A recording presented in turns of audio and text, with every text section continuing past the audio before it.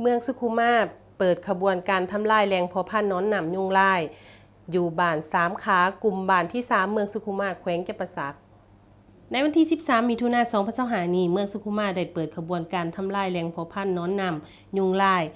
อยู่ที่ศาลาโฮงธรรมวัดบ้านสามขากลุ่มบ้านที่3เมืองสุขุมมาแขวงจำปาสักโดยการให้เกียรติเข้าร่วมเป็นประธานของฐานคำไต่เกี่ยวประเสริฐเลขาพรรคเมืองสุขุมมาฐานบัวเลียนเผยบุญส้มห้องเจ้าเมืองผู้สีน้ำเวียกงานโค้งเขตวัฒนธรรมสังคมและการปกครองฐานดร.ศรีสุขแก้วมณีวงศ์หัวหน้าของการสาธารณสุขเมืองมีบรรดาทานในคณะประจำพรรคเมืองกรรมการพรรคเมืองประธานกลุ่ม6กลุ่มบ้าน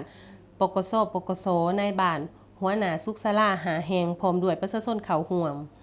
โอกาสดังกล่าวนี้ฐานดร.ศรีสุขแก้วมณีหัวหน้าของการสาธารณสุขเมืองก็ได้ผ่านมาตรการสกัดกั้นต้านพยาธิไข้ยุงลายว่า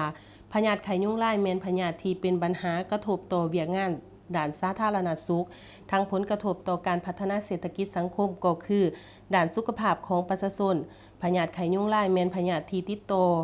ที่เกิดจากเชื้อจุลโรคหรือเชื้อไวรัสโดยแม่นยุงลายเป็นพาหนะนำส่งเชื้อ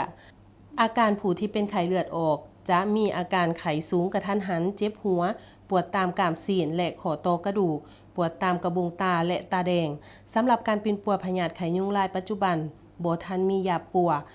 บ่มีวัคซีนเพื่อป้องกันมีแต่ปิ่นปัวตามอาการเท่านั้นเพื่อช่วยป้องกันบ่ให้มันเกิดอาการสนของพยาธิและบ่ให้คนเจ็บก่าวเข้าไปสู่การเสียชีวิตถ้าหากพบเห็นคนเจ็บมีอาการเป็นไข้ควรนำไปกวดและปิ่นปัวอยู่ห้องหมอให้ทันกับเหตุการณ์จากนั้นฐานคำไต่แก้วประเสริฐเลขาพรรคเมืองก็ได้เน้นหนักให้แขนงที่เกี่ยวข้องต้องได้เอาใจใส่โฆษณาเผยแพร่การปฏิบัติหลักการหาปอคือ